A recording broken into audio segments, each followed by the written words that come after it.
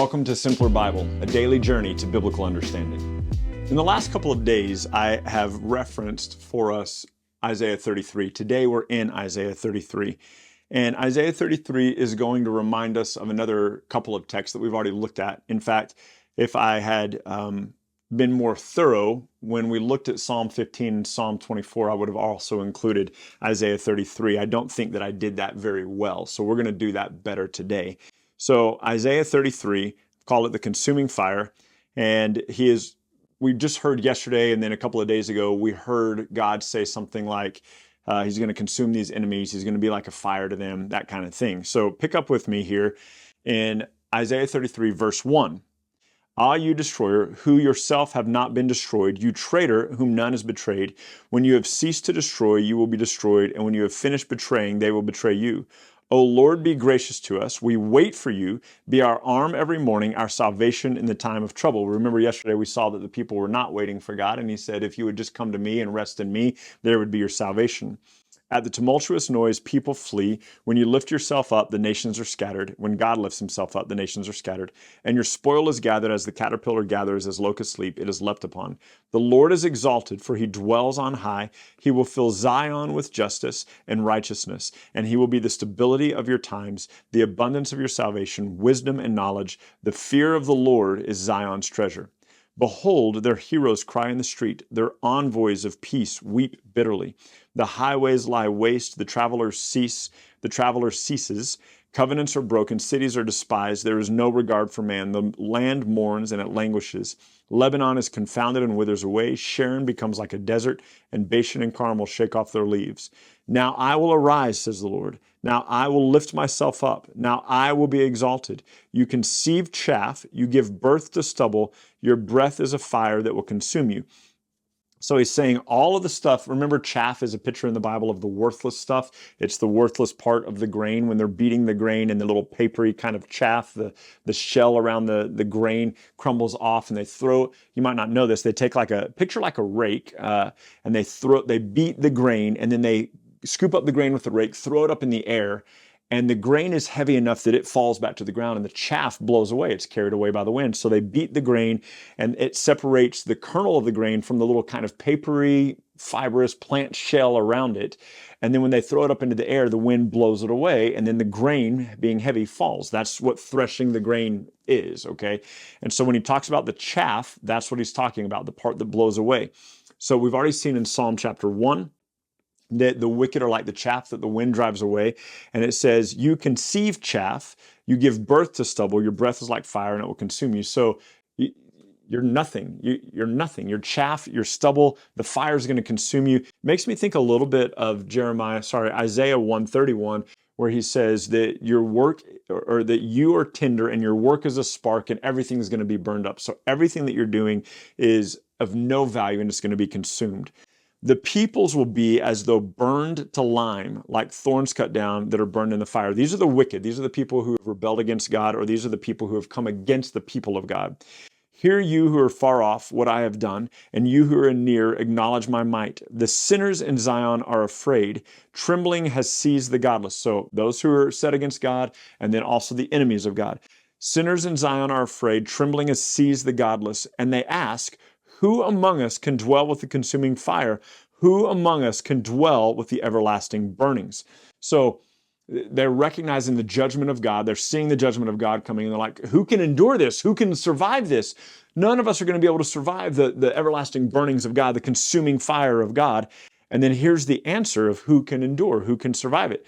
He who walks righteously and speaks uprightly, who despises the gain of oppressions, who shakes his hands lest they hold a bribe. I love this imagery, and I think it might not matter to you. Look, as I read through the Bible, there are things that just stick in my head. And so this is talking about the person that can dwell with the consuming fire. And I need you to get that. Not escape the consuming fire, but dwell in the presence of God who is a consuming fire. Who can dwell with the consuming fire? Him who has clean hands, who walks uprightly, who despises oppression, who shakes his hands out to show that they don't hold a bribe, right? So he's like, look, nothing in my hands. Like, look, nothing up the sleeves, right? That's what he's doing. I don't have a bribe. Who stops his ears from hearing of bloodshed, who shuts his eyes from looking on evil.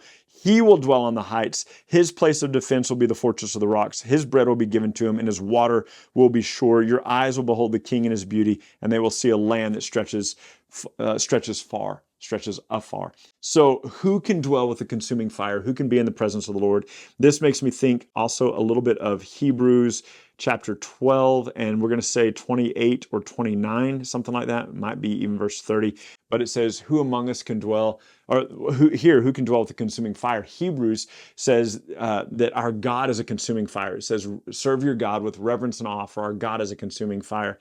And the pictures that should come to mind, who can dwell with the consuming fire, who can stand in his presence, a couple of pictures should come to mind. One of them should be Leviticus chapter 10, where Nadab and Abihu offered profane fire before the Lord and they were consumed. One of them should be Numbers 16, where Korah in his rebellion and the 250 men offered fire before the Lord that he didn't require, and fire burned them up. One of them should be Judges chapter 7.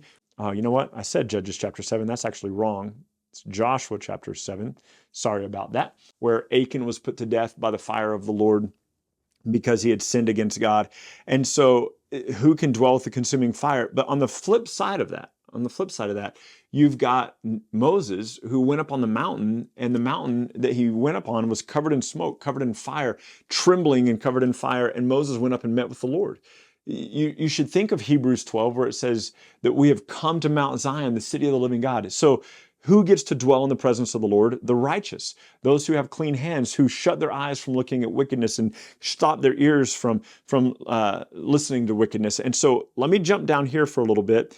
That should remind us of Psalm 15. So every time you read Psalm 15, every time you read Psalm 24, every time you read Isaiah 33, all three of these places should remind you of the other places. Psalm 15, O Lord, who shall sojourn in your tent? Who shall dwell in your holy hill? What's the question that Isaiah 33 asks? Who can dwell in the presence of the consuming fire? Psalm 15, who can dwell on your holy hill? The one who walks blamelessly, does what is right, speaks truth in his heart, does not slander with his tongue, does no evil, takes up no reproach against his friend, in whose eyes a vile person is despised, but who honors those who fear the Lord and swears to his own hurt, who does not put out his money at interest, does not take a bribe against the innocent. He who does these things will never be moved. So Psalm 15, this is the kind of person that dwells in the house of the Lord. Psalm 24, the earth is the Lord and the fullness thereof. Look at verse 3. Who shall ascend the hill of the Lord? Who shall stand in his holy place? He with clean hands and a pure heart, who does not lift his soul up toward his false, does not swear deceitfully. He will receive blessing from the Lord and righteousness from the God of salvation. This is the generation of those who seek him, who seek the face of God. And so these three texts always are tied together in my head.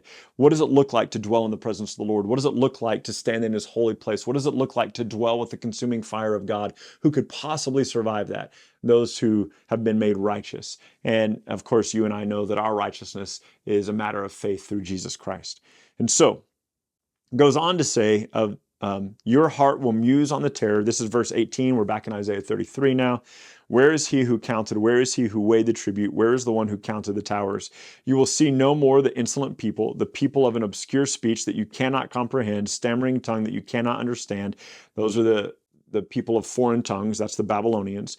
Behold, Zion, the city of our appointed feast. Your eyes will see Jerusalem, an untroubled habitation, an immovable tent, whose stakes will never be plucked up, nor will any of its cords be broken. So Zion is going to be built up to never be destroyed. Pay attention to when it says Zion versus Jerusalem. I feel like most of the time, and I want to say all of the time, but I'm just not that confident in it yet. I feel like most of the time when the prophets are speaking of Zion, they're speaking of the new Jerusalem, the final resting place of God. There's at least an implication where there's a present and a future fulfillment of these things. So I think Zion is probably a reference to the heavenly Jerusalem. Verse 21, but there in Zion, the Lord in majesty will be for us a place of broad rivers and streams where no galley with oars can go and no majestic ships can pass. For the Lord is our judge and he is our lawgiver. The Lord is our king and he will save us. Your cords hang loose. They cannot hold the mast firm in its place or keep the sail spread out. Then prey and spoil in abundance will be divided. Even the lame will take the prey, and no inhabitant will say, I am sick. The people who dwell there will be forgiven of their iniquity. How can that not be the heavenly city of God, right? And look, when it says here the spoil is divided, that'll remind us of something that we'll see later in Isaiah 53, verse, we'll call it 12. Where at the end of the day, we receive an inheritance along with Christ. Heck, that reminds us of Romans 8, 16, and 17. That says, if we are children of God, we are heirs of God and co-heirs with Christ. We receive an inheritance with Christ. And so that's what's happening here at the end of Isaiah 33. But I don't want you to ever read Isaiah 33 without also thinking of Psalm 15 and Psalm 24 or vice versa, because those chapters beautifully fit together. The language is incredibly similar. It's just that Isaiah deals a little bit more with the prophetic judgment of the wicked than does the Psalms that we saw. And so, look, we've had a great week in Isaiah. Don't forget to watch the summary video. Check that out if you need to be reminded of those things. And we'll be back in Isaiah tomorrow. Thank you so much for journeying with us today at Simpler Bible through another section of Scripture where we come to know and understand God a little bit better. Look, if you're brand new to Simpler Bible, we have all sorts of resources available for you. Go to our website, simplerbible.com, and there you can find these videos, you can find our podcast, you can find links to our social media, and you can even find a blog post with additional scriptures if you want to go into a little bit more study than we had time to cover in this podcast and video today. We hope that this tool will be exactly that for you, a tool. Not something that replaces your daily walk with God, but something that enhances your daily walk with God and helps you to know and enjoy Him more. Thank you so much for being part of this, and we'll see you again tomorrow.